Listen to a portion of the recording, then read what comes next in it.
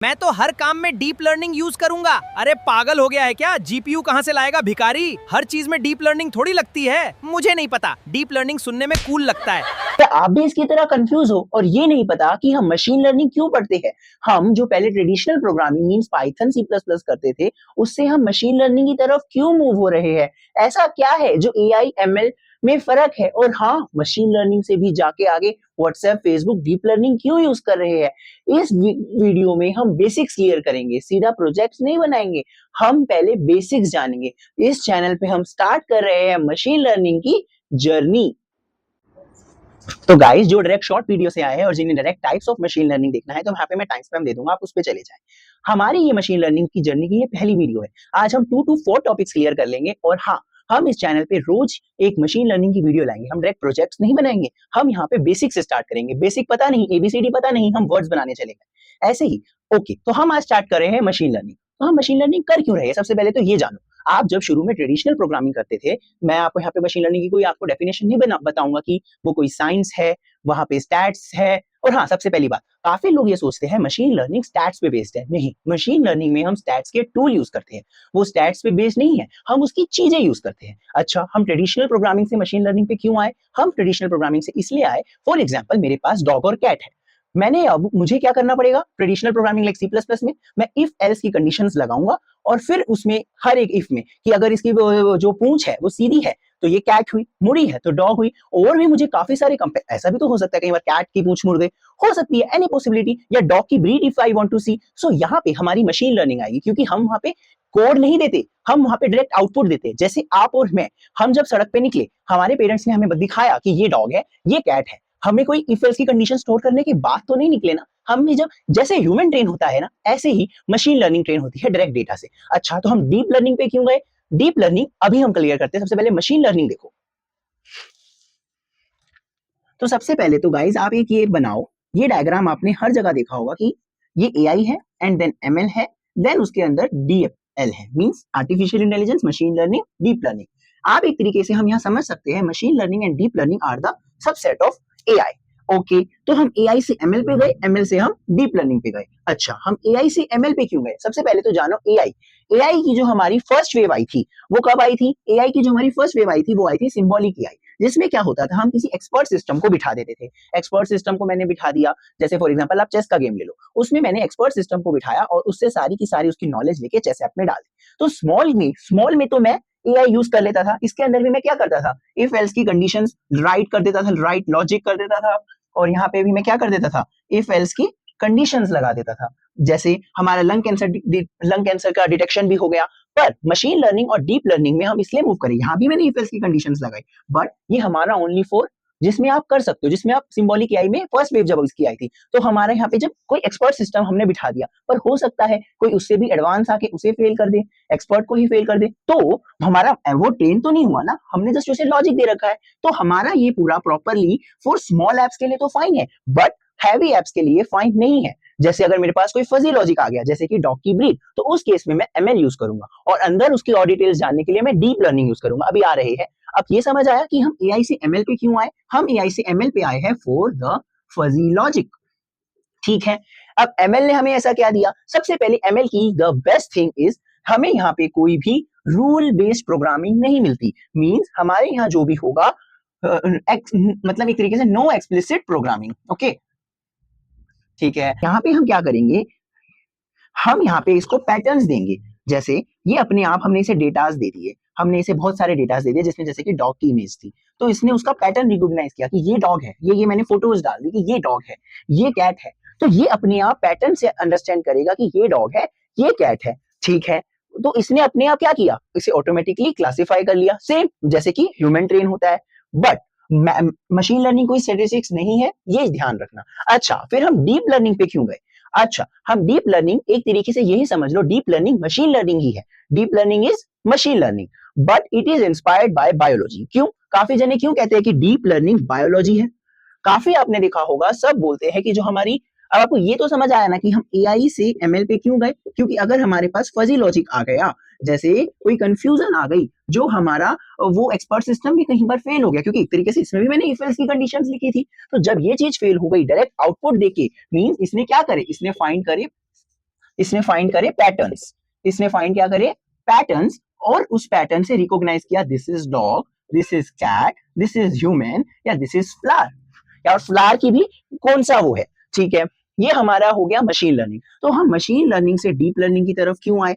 Deep learning पे हम इसलिए आए क्योंकि अगर मेरे पास स्मॉल डेटा है, जैसे डॉग और कैट का डिफरेंस, तो मशीन लर्निंग ठीक है, बट मेरे पास डॉग की क्या है, कितनी सारी ब्रीड्स होती है, उसमें से पहचानना है कि डॉग की ये कौन सी ब्रीड है, उस केस में हम डीप लर्निंग का यूज करेंगे। तो सिंपल है, ML can't do something, so we use deep learning. Okay, so आप ऐसे कह सकते हो, अगर मेरे पास लार्जर डेटा है, लार्जर डेटा है तो मैं डीप लर्निंग यूज करूंगा, स्मॉलर डेटा है तो मैं मशीन लर्निंग यूज करूंगा। काफी सोचते हैं कि हम हर छोटे से छोटे प्रोजेक्ट के लिए भी डीप लर्निंग यूज करें। अरे क्यों टाइम वेस्ट कर, क्यों अपने सिस्टम को कर रहे हो? क्योंकि डीप लर्निंग पे हमें बहुत ज्यादा हाई एंड, मशीन लर्निंग से भी हाई एंड रिसोर्सेज देनी पड़ेगी, high end graphic, high end GPUs देने पड़ेंगे। So rather than that giving that higher things, हम छोटे प्रोडक्ट्स के लिए अभी भी हम मशीन लर्निंग यूज करते हैं। और सच बताऊं तो आज भी मोस्टली आप किसी भी कंपनी में चले जाओ, किसी की भी कोई वेबसाइट हो, तो वहां पे वो मशीन लर्निंग ही यूज करते हैं, क्योंकि किसी के पास इतना बड़ा डेटा तो नहीं है। हाँ, व्हाट्सएप और फेसबुक में, व्हाट्सएप और आपका फेसबुक में हम machine learning sorry deep learning use करते हैं। क्यों? क्योंकि इनके पास बिगर डेटा है। तो ऐसे केस में जहां बिगर डेटा है हम डीप लर्निंग यूज करेंगे। मशीन लर्निंग हम कब यूज करेंगे? जब हमारे पास स्मॉलर डेटा है। एआई और ट्रेडिशनल प्रोग्रामिंग से आजकल ये दोनों चीजें टॉप पे है। ओके, अब हमें समझ आ गया कि मशीन लर्निंग क्या है, डीप लर्निंग क्या है। अब हम देखते हैं types of machine learning. Types of machine learning से पहले ये या समझो कि मशीन लर्निंग हमारा 1970 में 30-40 इयर्स पहले आ गया था, पर ये अभी क्यों यूज हो रहा है? मशीन लर्निंग पहले क्यों यूज नहीं हुआ? इसके 2-3 रीजन है। सबसे पहले तो हमारे पास एक तो इतना बिगर डेटा नहीं था, इफ एल्स से normal C plus plus Python या आपका नॉर्मल ट्रेडिशनल प्रोग्रामिंग चल जाती थी जावा वगैरह से। बट अब हम मशीन लर्निंग क्यों यूज कर रहे हैं? क्योंकि अब कंपनीज के जैसे व्हाट्सएप हो गया, फेसबुक हो गया, मेटा है, इनके पास बिगर डेटा है, कितने यूजर्स है, तो यहाँ पे हम क्या यूज कर रहे हैं? मशीन लर्निंग, क्योंकि डेटा भी करे। और दूसरी बात, पहले हम इसलिए नहीं यूज कर पाए क्योंकि हमारे पास तब हाई एंड जीपीयूज और हाई एंड प्रोसेसर नहीं थे, और ना ही रैम थे। आपको पता है ना, तब केबीज में रैम आती थी। ओके, तो यही बड़ा डिफरेंस है। मशीन लर्निंग था तो पहले ही, पर ये 2010 से ज्यादा पॉपुलर हुआ क्योंकि तब से हमारे पास इसके high end GPUs and etcetera things available है। तो अब हम मूव करते हैं टाइप्स ऑफ मशीन लर्निंग पे। तो ये हमारे 4 टाइप्स है मशीन लर्निंग के: supervised ML, unsupervised ML, semi supervised ML and reinforced ML. Supervised machine learning में क्या है? हमारे पास इनपुट एंड आउटपुट दोनों होगा, ठीक है। तो इसके अंदर एक मैं आपको एग्जांपल से समझाता हूं। आपके पास 1 के स्टूडेंट मतलब 1000 स्टूडेंट्स हैं। 1000 स्टूडेंट्स में क्या है? आपके पास उनकी आईक्यू है और सीजीपी है। आईक्यू फॉर एग्जांपल एक टेबल बना लेते हैं हम। आईक्यू आपका हो गया 8.5, 7.5, सीजीपीए मैंने जैसे कि ले ली 7.1 और 8.1। फिर प्लेसमेंट का क्राइटेरिया मैंने ले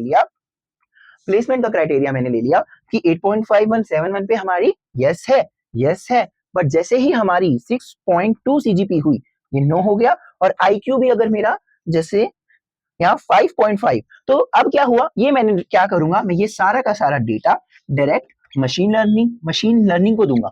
मशीन लर्निंग में हम आउटपुट देते हैं और साथ ही साथ हम आउटपुट देते हैं, हम कोई कोड नहीं देते।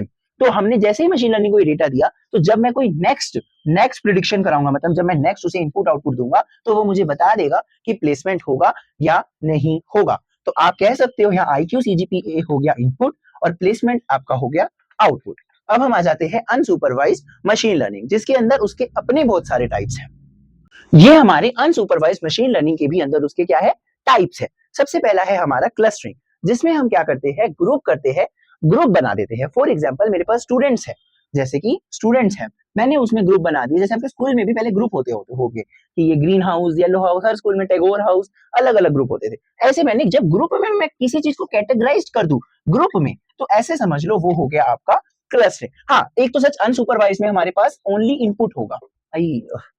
हाँ थोड़ा कोई नहीं। अनसुपरवाइज मशीन लर्निंग पे हमारा ओनली इनपुट होगा, क्योंकि इसमें आउटपुट नहीं होगा। हमारे पास सिर्फ इनपुट होगा, जिससे हम ग्रुप में उसे क्या कर देंगे? कैटेगराइज कर देंगे। फॉर एग्जांपल मेरे पास कुछ यहाँ स्टूडेंट्स थे, एग्जांपल ले लो, ये आईक्यू है, ये मैंने ले ली सीजीपीए। कुछ यहाँ थे, इनका किसी बच्चे कोई स्टूडेंट्स यहाँ थे ऊपर, कोई नीचे थे।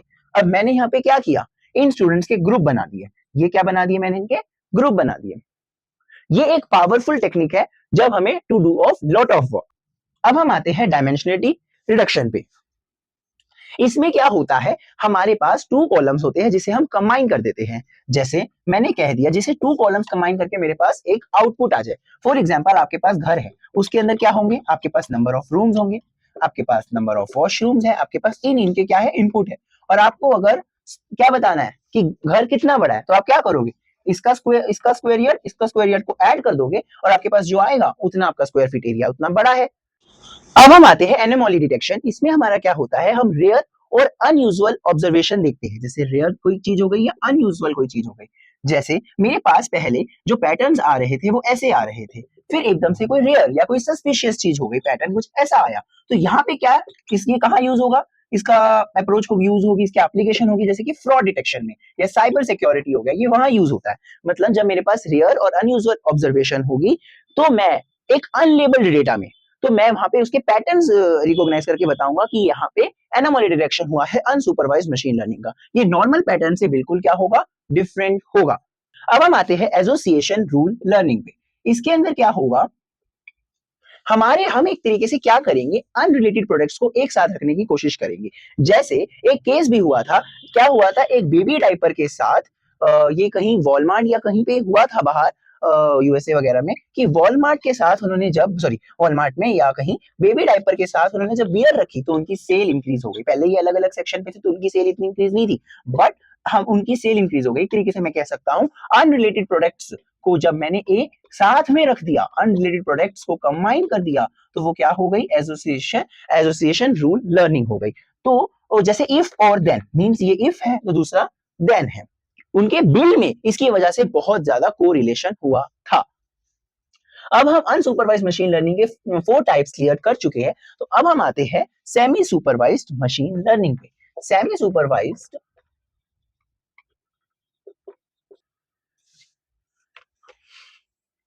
अब हम आते हैं सेमी सुपरवाइज्ड मशीन लर्निंग। मेरी थोड़ी राइटिंग वैसी आ रही है, वैसे भी इतनी अच्छी नहीं है, बट हैंड की वजह से ऐसी आ रही है, फिर भी हम इसको कंटिन्यू कर रहे हैं, तो मुझे आपका लाइक, सब्सक्राइब, कमेंट, सपोर्ट चाहिए।